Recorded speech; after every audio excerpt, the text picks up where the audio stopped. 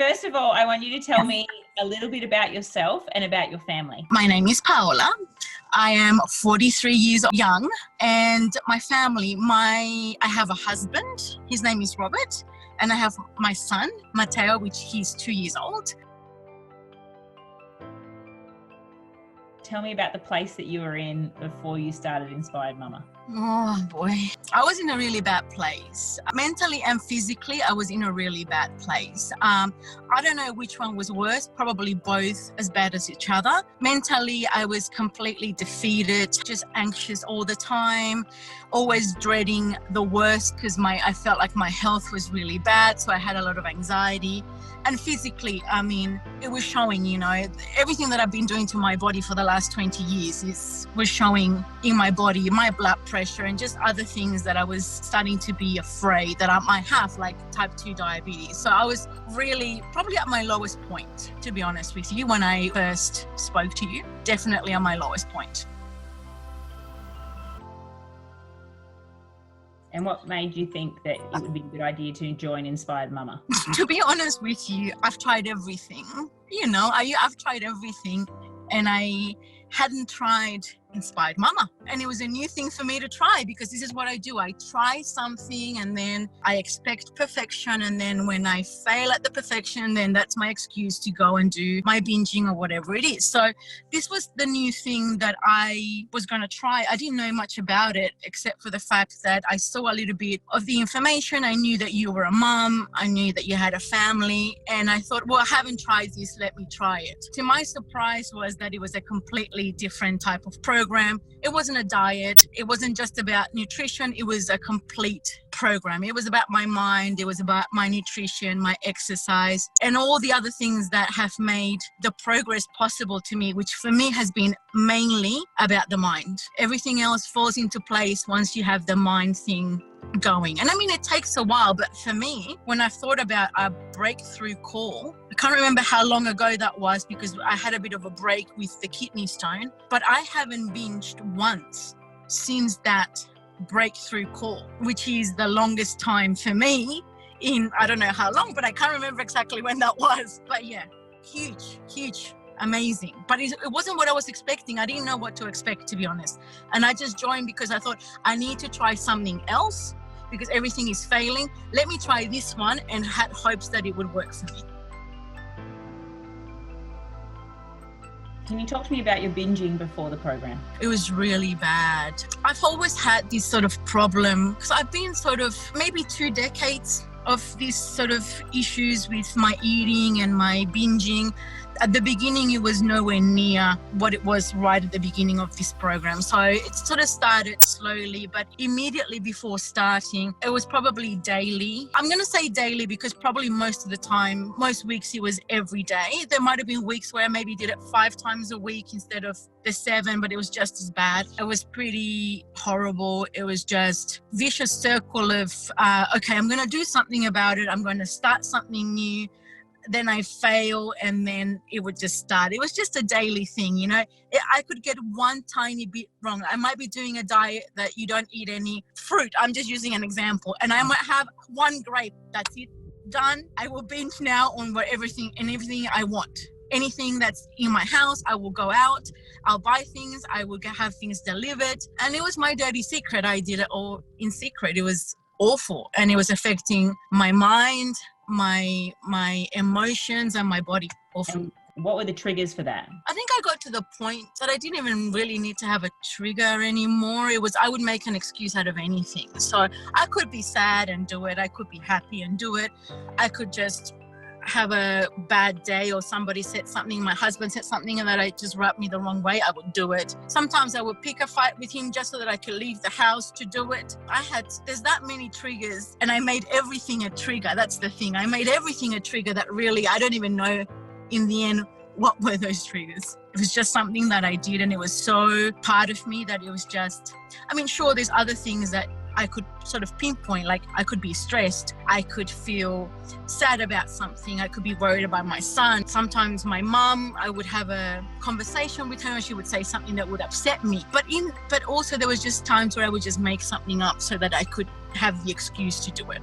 No, but what I want you to remember is Yes. It has been, I was working this out, it has been 15 weeks. Okay. Since our breakthrough call. Mm-hmm. And 15 weeks since you've had a binge. Yeah. So exactly. So you say that's pretty sad, but what was it in that call that made you go, I'm done?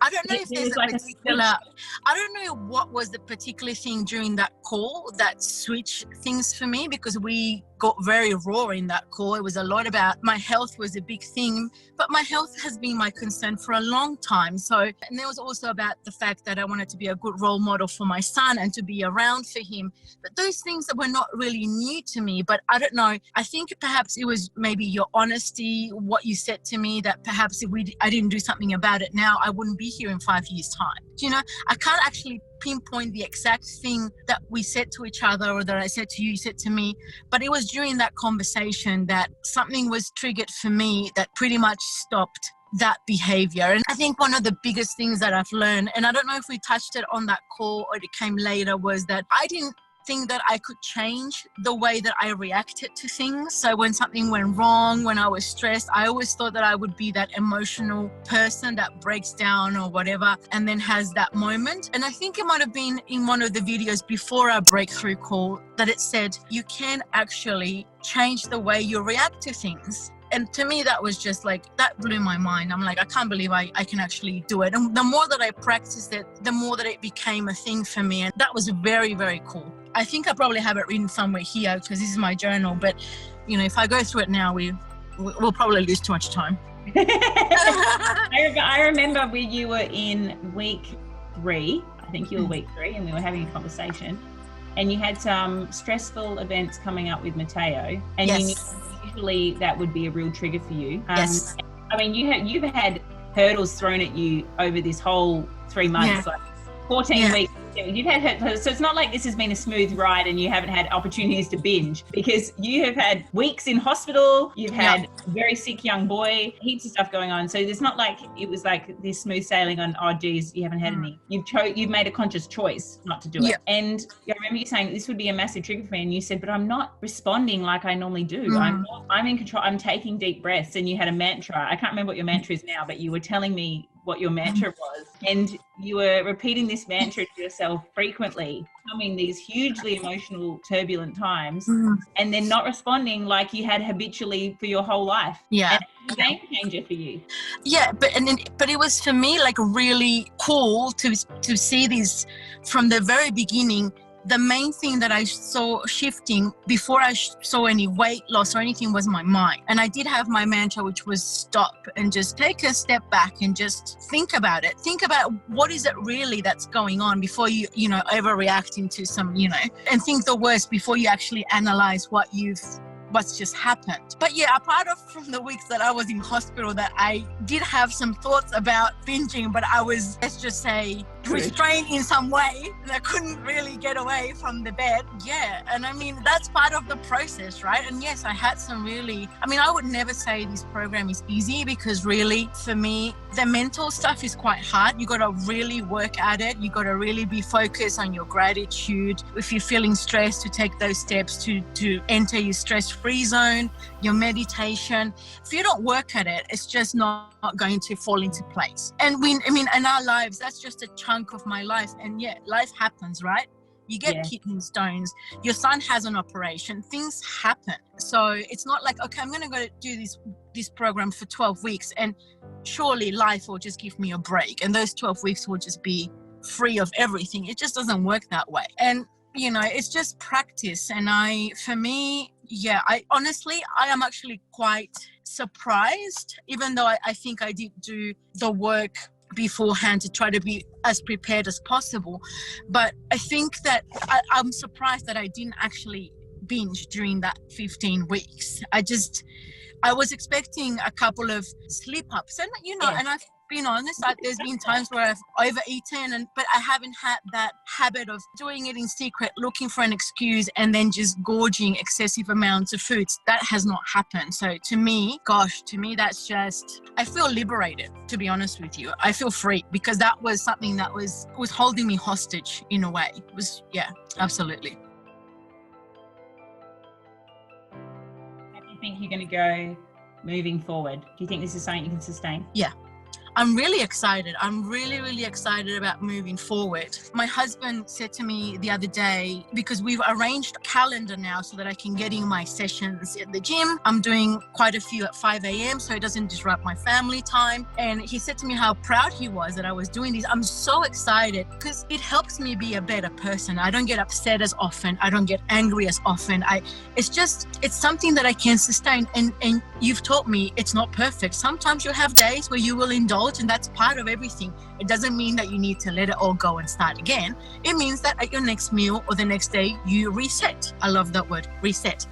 And so that's what I'm planning to do. For me, this is it. Like in the next 6 months, I expect to tell you that I'm not taking any blood pressure medication. I'm super excited to continue. I know I can do it. And I've got the portal. I can always go back and look at videos and anything that I need. It's there for me. I'm excited. I'm excited for you. I'm excited. My training wheels are off. Yeah. The great thing is that everything that you have achieved is everything that we spoke about in that call. You've hit all the goals. I was reading through your goals this morning. You've hit them all, and you didn't even set your standards as high as 6 sessions of training a week. That wasn't even. I don't even consider it. Like the idea of going to F45. I had that was something that we wouldn't have even discussed because you would have been like, I'm it's not. No, I mean, I was struggling with the thought of going to aqua aerobics. So I would have never thought. I mean, I go to the class and I think, I'm not where I wanting to be, like physically yet, but I think I am trying, and I modify things to suit me. I try super hard, and that's all I can do really. But yeah, I mean, even just 3 days a week would have been, before it would have been one of my excuses to eat. So I would have said, I'm going to the gym now, but I would go and eat. So that would have been one of my reasons to get out of the house, to get an opportunity to eat, right? And now it's just completely different. I mean, now I'm really going to exercise. Now I'm really doing it. Yeah. And that's why I said to you, I feel free, because there's a lot of lying involved, because you feel ashamed. You do. It's not something that you want people to know. It's your dirty secret. That's what it is. So yeah, 6 sessions a week. I'm a machine. And you've learned, like you said, the most important thing is the mindset. And when your mind is on track, your motivation will remain, and then you will keep pushing forward. And when you have those times where it is falling apart and you can't do your exercise, just work on your mindset. That's like, you know what it is now that keeps your bucket full. Just keep doing that, and you will just keep getting the results and plowing forward. Yeah, no, I truly believe that. I really do. The mind is everything, really. Without it, if you don't believe you can do something, you won't do it.